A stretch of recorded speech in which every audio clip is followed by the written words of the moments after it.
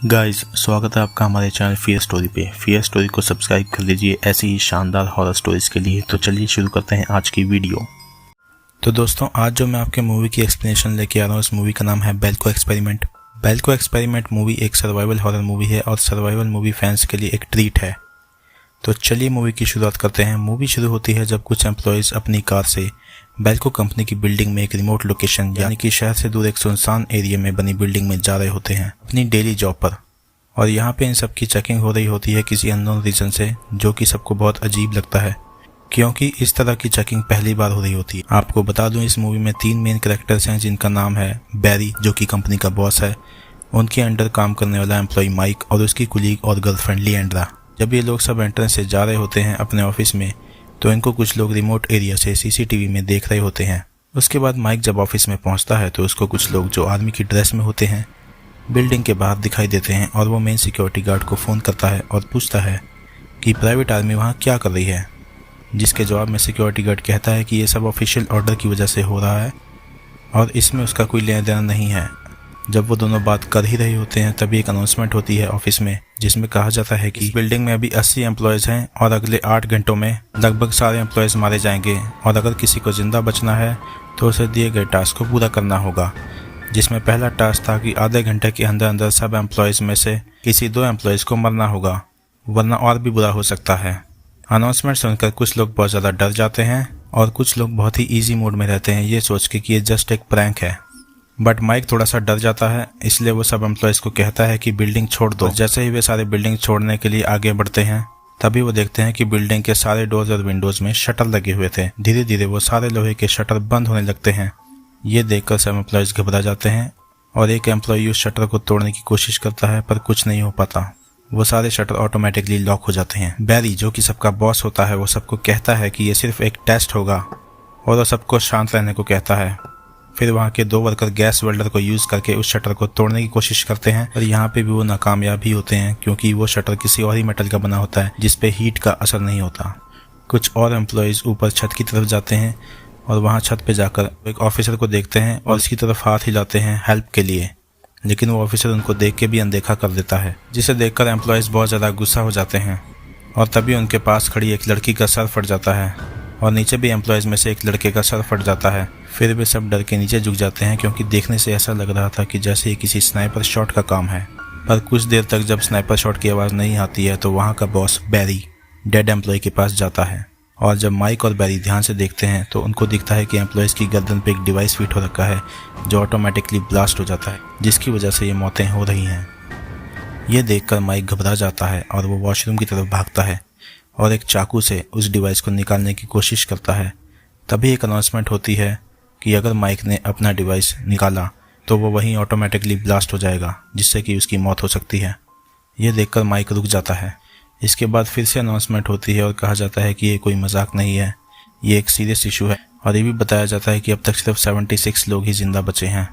और ये भी बताया जाता है कि अगले 2 घंटे में 30 एम्प्लॉयज़ को मरना होगा, वरना 2 घंटे के बाद वो 60 एम्प्लॉयज़ को मार देंगे। जिसे सुनकर एक वर्कर एंग्जाइटी के कारण दूसरे वर्कर को मारने के लिए दौड़ता है और वो उसको मारने में कामयाब हो जाता है। ये सब घटना एक लड़की वहाँ छुप के देख लेती है। वो वर्कर उस लड़की को भी देख लेता है और उसको मारने की कोशिश करता है, पर लड़की उसे धक्का देकर फर्श पर गिरा देती है और वो वहीं गिर के मर जाता है। और यहीं पर नेक्स्ट सीन में हम देखते हैं ऊपर वाले फ्लोर्स पे सब वर्कर बहस कर रहे होते हैं कि उन्हें 30 एम्प्लॉयज़ को मारना चाहिए कि नहीं, और आखिर में ये डिसाइड होता है कि वो 1 से 1.5 घंटे तक किसी एक बेटर आइडिया के बारे में सोचेंगे और ऊपर बैनर लगाएंगे ताकि अगर कोई आसपास होगा तो वो उनकी हेल्प कर सकता है। इसके बाद बाकी एम्प्लॉयज़ बाहर निकलने के लिए अलग अलग चीज़ें ट्राई करने लग जाते हैं, पर बैरी और उसके साथ कुछ एम्प्लॉयज़ एक सेल को वेल्डिंग कटर से खोलने की कोशिश करते हैं क्योंकि उस सेल के अंदर कुछ हथियार रखे होते हैं ताकि अगर 1 घंटे में भी कुछ नहीं हुआ तो बैरी आसानी से उन 30 एम्प्लॉयज़ को मार दे। और तभी सिक्योरिटी गार्ड आके उनके गन के दम पर रोक देते हैं। उसके बाद माइक और उसकी गर्लफ्रेंड लिएंड्रा और साथ में कई एम्प्लॉयज़ ऊपर बैनर लेके जाते हैं और वहाँ पे लटकाने की कोशिश करते हैं, पर नीचे खड़े गार्ड्स उनके एक एम्प्लॉय के हाथ पर गोली मार देते हैं, जिनके कारण उनका यह आइडिया भी काम नहीं करता। थक हार कर सारे एम्प्लॉयज़ नीचे जाने लगते हैं कि तभी बैरी और उसके साथी अचानक से आ जाते हैं और गार्ड को धक्का मारकर उसे उसकी गन ले लेते हैं और बाद में उसे चाकू मारकर उससे सेल की चाबियां भी ले लेते हैं जहां पर गन्स थीं।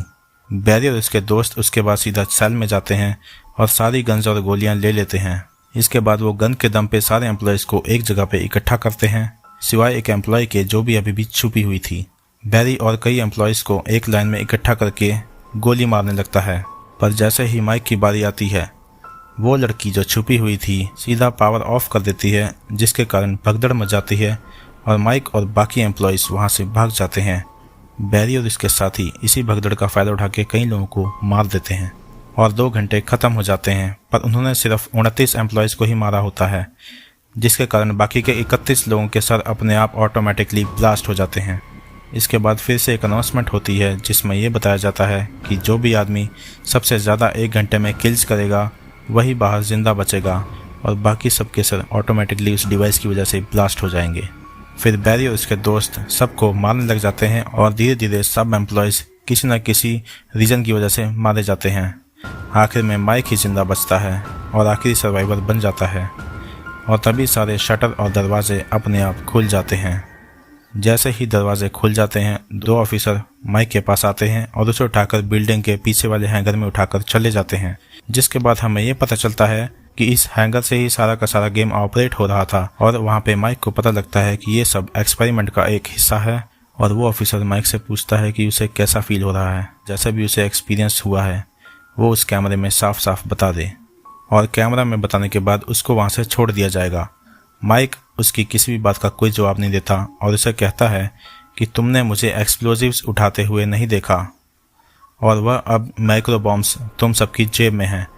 इसके बाद माइक जल्दी से खड़ा होकर सारे मिनी बॉम्ब्स को एक्टिवेट कर देता है, जिसकी वजह से लगभग सारे ऑफिसर्स मारे जाते हैं।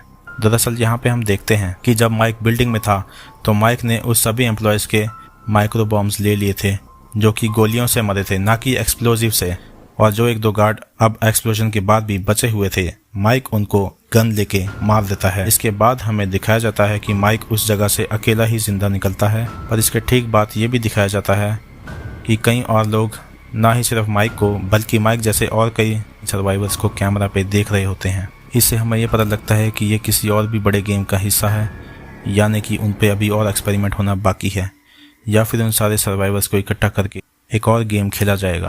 हो सकता है कि शायद फ्यूचर में इस मूवी का सीक्वल भी आए।